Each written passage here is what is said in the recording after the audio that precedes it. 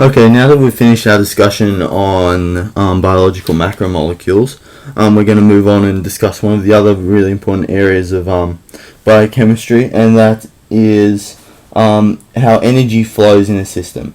So, energy is what a system needs to do work. So, energy is an extremely important value for biological systems, and we're going to look at where biological systems get their energy, so the sources of energy, how energy is stored and used, and finally we're going to look at the biological energy shuttle, which is ATP, and look at its structure and how that relates to its function again. So that's another really important class of biological molecule, energy shuttles. So anyway, we'll just look at biological energy sources. So we as humans, we eat animals and plants here, and animals eat the plants as well, and plants get their energy from the sun. So we get our energy from plants, plants get their energy from the sun. They use photosynthesis to do that. We'll have further lectures on the details of photosynthesis and how the actual energy capture occurs, but this is the fundamental pathway of energy through the system, from the sun down the bottom up through photosynthesis to plants, and then up to animals, and then finally up to like apex predators, humans, etc. So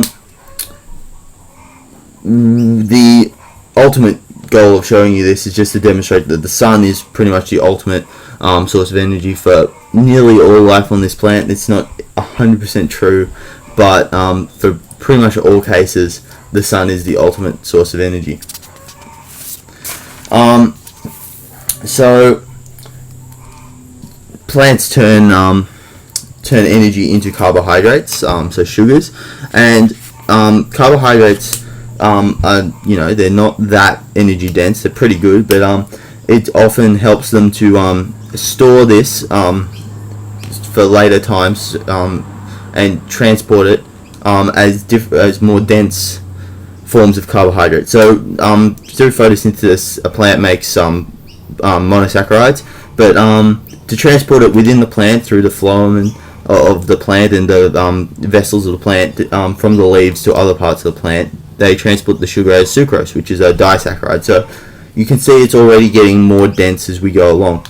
To store it for further energy storage, say for winter when light isn't that abundant and they have no leaves, for diennial plants and stuff, you'll see plants store energy as polysaccharides such as starch. So that's pretty much starch is the main component of potatoes. So potatoes are the underground energy storage for the potato plant for during winter. Humans and other animals have very similar energy storage known as glycogen. They're essentially both polysaccharides of glucose, and with differing properties, but glycogen is found in animals and it is our energy store, and when we need excess energy, it's one of the first things we start breaking down. An even more energy dense thing that energy is stored as is as lipids in fats and oils.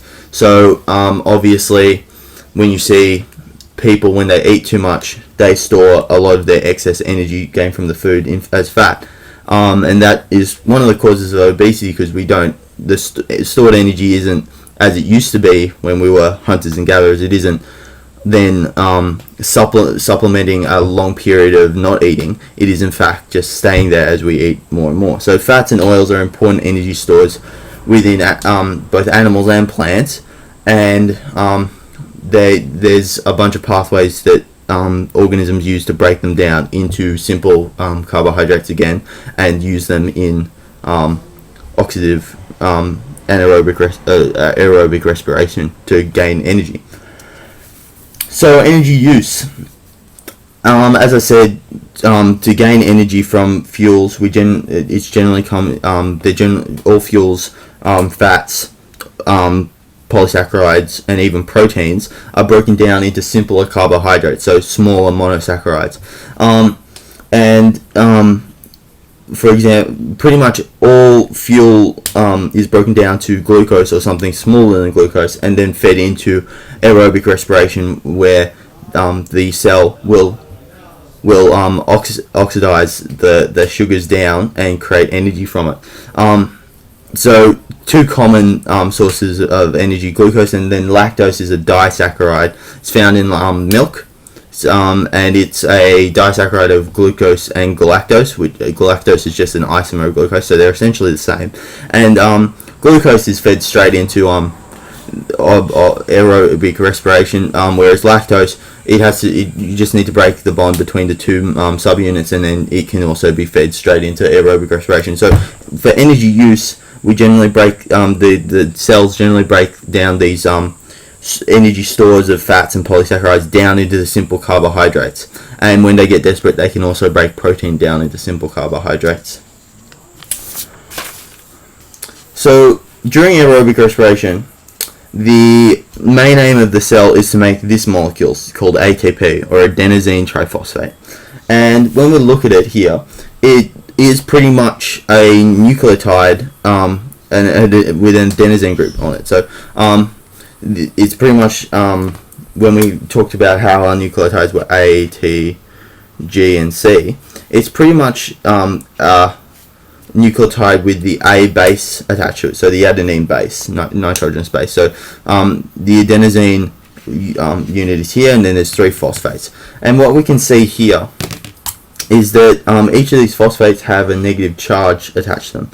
And from simple physics, we know that negative charges, like charges, repel. So when you put a negative next to a negative, they repel, and when you put a positive next to a positive, they repel. So having 3 negative charges along here, very close together, is actually quite. It's like a spring. It's like pushing a spring together. It's quite energy. It takes energy to do that. So if you want to release energy so when cells make energy, they can transfer the energy to building these bonds, and the energy is sort of stored in these bonds, somewhat akin to a spring. So by adding more negative charges onto this triphosphate, so you might have a diphosphate, once you add another negative charge, it's like compressing the string further and giving it more potential to spring back and do work. Springing back is essentially cutting off 1 or 2 of these phosphates, and by releasing those negative charges which are bonded, you actually release energy, and you can do work with that. So you can couple that to reactions, and it can do work.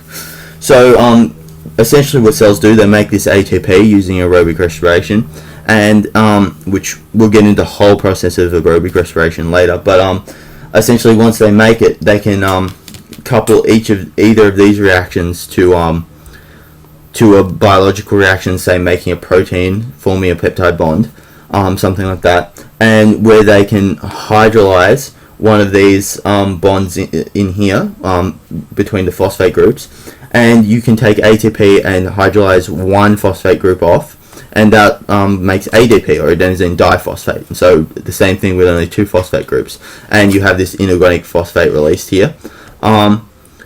And that releases energy, and then you can also take ATP and hydrolyze 2 phosphates off and get 2 inorganic phosphates, and that releases more energy, thus the exclamation mark. But so you can see that by releasing this sort of negatively charged groups that are close together, it's akin to releasing a spring and doing extra work, and that work can be used to do useful work in a cell, like build molecules or move the cell.